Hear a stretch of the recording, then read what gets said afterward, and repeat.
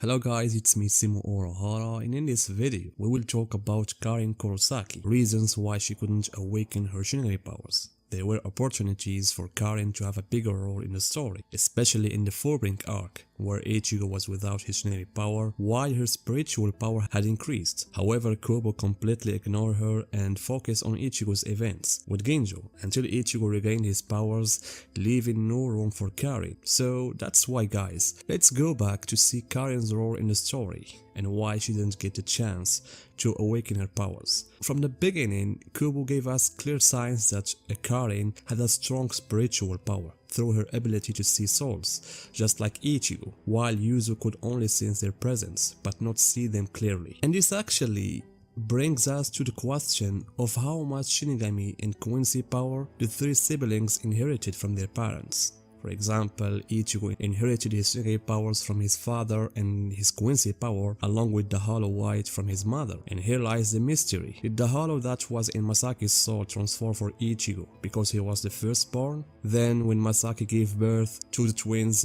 Karin and Yuzu, did they only inherit her Quincy powers since the Hollow was already with Ichigo? Or did the Hollow still exist in Masaki, giving both sisters Hollow, Quincy and Shinigami powers? And this is important to know guys, because it would be crucial if one of them wanted to awaken their Shinigami power, and we will discuss this point later. And returning to Karin, her appearance gave you the vibe of Shiba family, from her black hair to her behaviors, while Ichigo resembles to Kain but inherited his mother's hair color. And that's why guys, I see Karin's appearance and behavior are distinctly Shiba.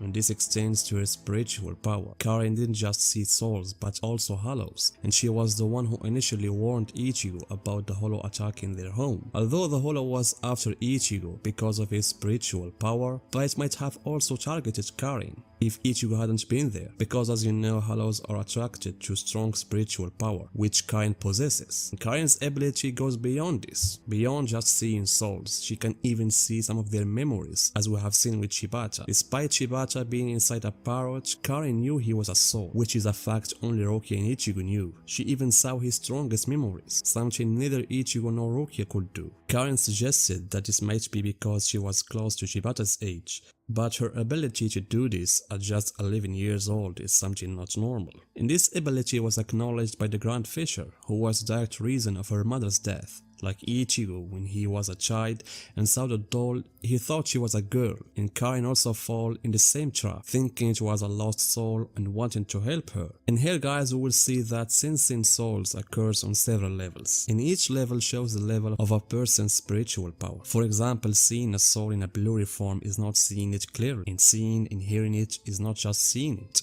And seeing a hollow can be said the greatest level of spiritual power for someone who hasn't awakened any specific powers, whether Quincy or Shinigami or Fullbring. And this is exactly what happened with Karin and the Grand Fisher. Grand Fisher was surprised that she saw the doll, and as well as hearing his voice and also seeing his true form, so much so that he said that she was a gifted girl and he wanted to devour her. That's why being Ishhin and Masaki's daughter gave Karin advantages even over Ichigo's friends with notable spiritual powers like Shadow and Tatsuki. For example, during the Kanonji events, when Ichigo fought the Jibaku that turned into a hollow, Karin saw the fight clearly while Shadow and Tatsuki saw it as a blur. And this happened again when the hollow attacked Shadow, and Karin's ability to see it clearly helped him to defeat that hollow. Not only that, but Karin could also see her brother Ichigo in his black Shinigami outfit, and the first time was during the Kanonji events.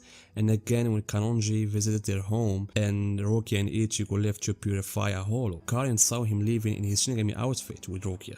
And I think at that time she started thinking what's going on with Ichigo and these creatures. However, Karin learned the truth about hollows from Don Kanonji, because while Ichigo was in the Soul Society to save Rukia, Kubo made a side story about Karin during this time. So one day she saw a hollow fly in the sky and suddenly was destroyed by Don Kanonji's attack. And when Karin met Don Kanonji and he learned that she could see hollows also, he offered her to join his team to protect Karakura town in Ichigo's absence. And Kanonji will explain to Karin the nature of these monsters, based on what Ichigo said to him during the hospital's events. And so at the time, guys, Karin knew enough information about hollows from Don Kanonji, but she wanted to hear this from Ichigo and understand his connection to all of this. And we have seen this in the beginning of the Arankara arc. When Ichigo returned from the Soul Society, Ichigo began his long struggle with the holification, which affected his behavior towards Yuzo and Karin. And as you can see, Karin noticed this and confronted Ichigo, telling him that she knew he's a Soul Reaper and wanted to know what's going on. And Kobo linked the side story of Karin and Don Kanonji to this scene. When Karin tried to tell Ichigo what she saw with Kanonji, Yami and Ilikura arrived, preventing her from telling Ichigo about what she knows. And also Ichigo couldn't explain his situation with the hollows to Karin. And so what you can notice, guys, is that Karin had a lot of maturity from the start,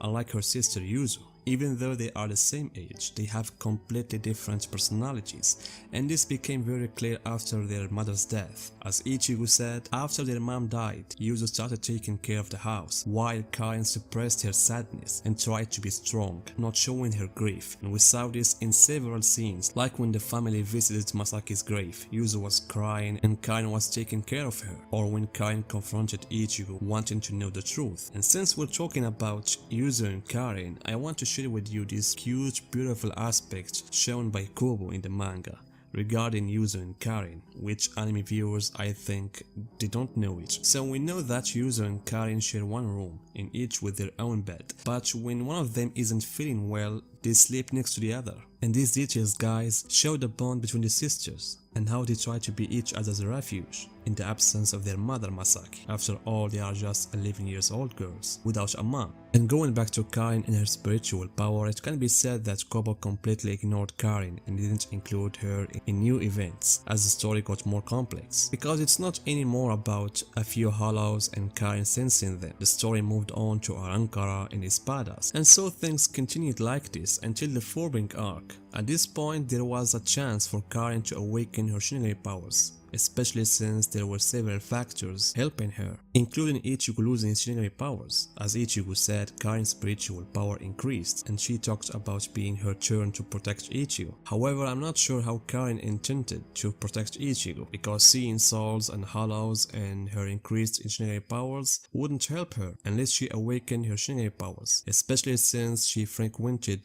Orohara shop, and we know Orohara is the one who helped Ichigo to awaken his Shinigami powers. So could Orohara do the same thing for Karin if she wanted? I think first of all, let's put the idea of the will of Karin aside, and let's talk about whether awakening Karin's Shinigami power is possible or not. The answer, I think it's possible, since Ishhin is her father and she has strong spiritual power. However, the problem, guys, is the Zanpakuto. As I said at the beginning of the video, if Masaki's hollow didn't enter Karin's soul, she would need an Asauchi, because what allowed Ichigo to get a Zanpakuto, even though it was fake, was that white was made up the same way as Nemaya's way of making Asauchi. So if Karin also has a hollow, she could awaken her Shinigami powers the same way Ichigo did. But if the hollow no longer exists, and Karin only has Shinigami and Quincy powers without white, I think first we need to know if Karin knows Ishhin is a Shinigami or not. This is important because if she knows, she would realize she has Shinigami powers and that her ability to see souls is largely due to being Ishin's daughter. If she knows this, she might ask her father or Ichigo or go to Orohara to awaken her powers. Ichigo mentioned that Karin didn't like to talk about this with him, maybe out of respect for his feelings since he was powerless at the time. But even if Karin wanted to become a Shinigami, I think Orohara might tell her it's not possible because Ishhin wouldn't want his daughter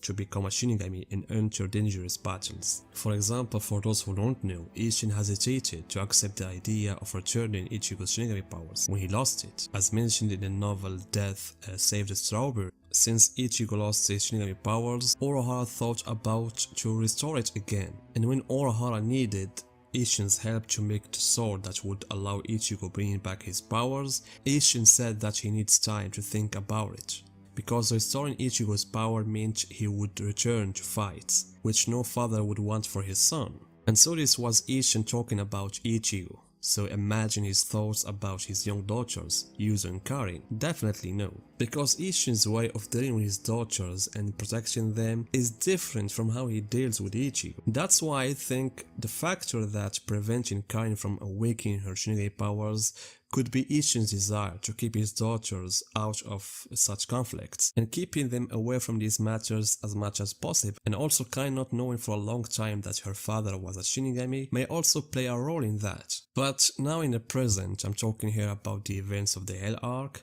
Since Karin is now an adult, I think she has now her own will, and in the end, it's up to her. Although I think Kobo wants to keep Yuzu and Karin out of battles. In the end guys, what do you think about Karin? Tell me your opinions in the comments and see you guys in my next video.